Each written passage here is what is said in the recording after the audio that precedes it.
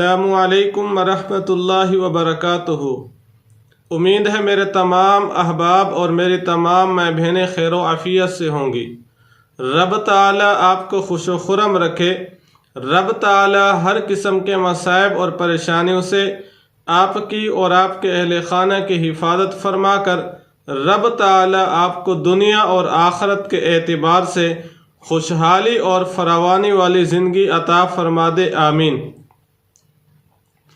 آج آپ حضرات کی خدمت میں جو عمل لے کر حاضر ہوا ہوں، روحانی وظائف میں سے، روحانی اسباق میں سے ایک اہم سبق آپ کی خدمت میں لے کر حاضر ہوا ہوں۔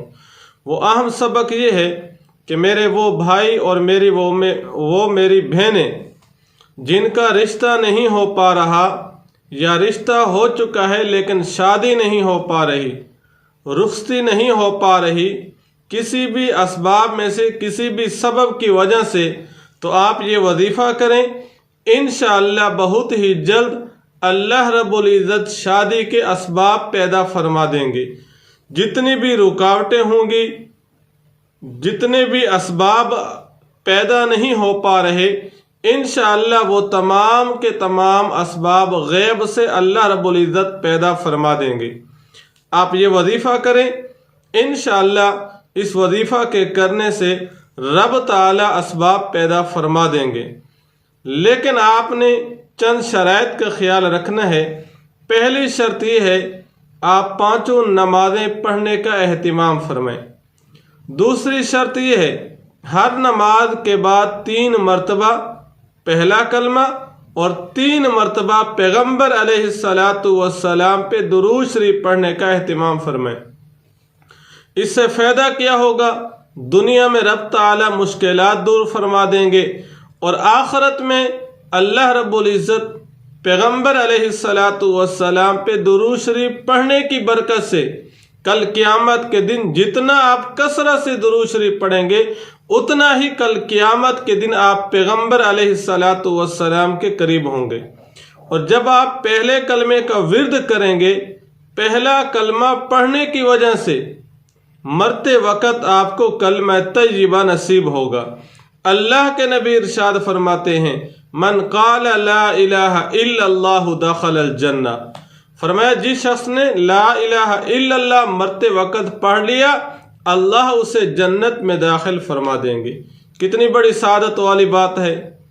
اور تیسری شرط یہ ہے، روزانہ کی بنیاد پر صبح کی نماز کے بعد کم از کم 1 رکوع قرآن مجید کی تلاوت کرنی چاہیے، قرآن مجید کا 1 رکوع پڑھنا چاہیے۔ اور چوتھی شرط یہ ہے، صدقہ خیرات دینے کا اہتمام کریں۔ آپ ان شرائط کے کرنے کے بعد آپ یہ وظیفہ کریں، انشاءاللہ آپ جتنے وظائف کریں گے، ان وظائف کے کرنے سے رب تعالیٰ آپ کی دنیا بھی بنا دیں گے، رب آپ کی آخرت بھی بنا دیں گے۔ وہ وظیفہ جس کے کرنے سے اسباب پیدا ہو جائیں گے، نہایت ہی مختصر بھی ہے، مجرب بھی ہے، پر اثر بھی ہے، تاثیر والا بھی ہے، اور ہمارے بزرگوں کا آزمایا ہوا بتایا ہوا وظیفہ ہے۔ یہ وہ وظیفہ ہے جو کئی کتابوں میں موجود ہے۔ ترتیب کچھ اس طرح سے ہے، یہ وظیفہ آپ نے خاص جمعے والے دن کرنا ہے۔ اگر میرے کسی بھائی کو اس وظیفہ کی ضرورت ہے، شادی نہیں ہو پا رہی، تو نماز جمعہ کے دن جمعہ کی نماز مسجد میں ادا کرنے کے بعد اسی جگہ بیٹھ جائے۔ نماز پڑھنے کے بعد اول آخر پیغمبر علیہ السلام پہ 3 مرتبہ درود شریف پڑھ لینا چاہیے۔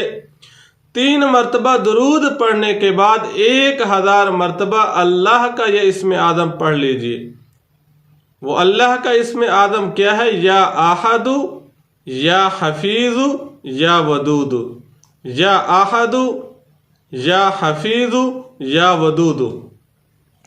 1000 مرتبہ پڑھنے کے بعد پھر آخر میں 3 مرتبہ پیغمبر علیہ السلام پہ درود شریف آپ نے پڑھنا ہے۔ یہ پڑھنے کے بعد آپ رب تعالیٰ سے دعا فرمائیں گے، رب تعالیٰ اسباب پیدا فرما دیں گے۔ اگر کسی میری بہنوں میں سے کسی بہن کو اس وظیفہ کی ضرورت ہے، کسی عورت کو ضرورت ہے، تب چونکہ عورت پر نماز جمعہ پڑھنا فرض نہیں ہے، اب عورت کے لیے ضروری ہے کہ اس نے بھی یہ عمل جمعہ والے دن کرنا ہے۔ جب مرد حضرات نماز جمعہ پڑھنے کے لیے جاتے ہیں، اس وقت عورتوں نے چونکہ جمعہ پڑھنا نہیں ہے، ظہر کی نماز پڑھنی ہے، تو ظہر کی نماز جو جمعہ والے دن پڑھی جائے گی، وہ پڑھنے کے بعد اسی جگہ جائے نماز پہ بیٹھ کر اسی ترتیب سے آپ نے وظیفہ کرنا ہے، رب تعالی سے دعا کرنی ہے۔ انشاءاللہ جتنی رکاوٹیں ہوں گی تمام رکاوٹیں دور ہو جائیں گی۔ دعا فرمائیں اللہ رب العزت تمام مصائب سے، ہر قسم کے مصائب سے ہم سب کی حفاظت فرمائے، آمین۔